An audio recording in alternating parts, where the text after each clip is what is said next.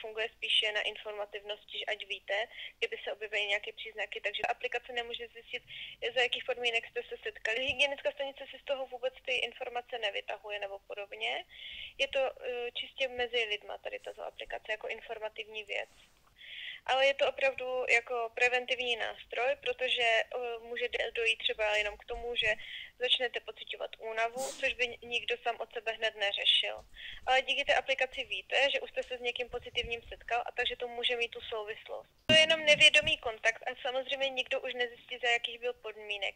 Tady toto funguje, když o tom vlastně nevíte, jsou to náhodné třeba kontakty v obchodě, v restauraci a podobně, u kterých vlastně se neznáte, ale je to někdo, kdo je vedle vás.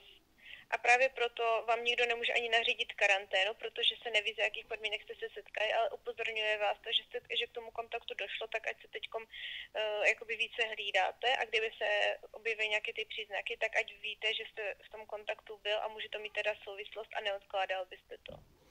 Když si v té aplikaci kliknete, dole máte tu lištu, tak tam kliknete na nápovědu, tak tam máte všechno o té aplikaci napsáno.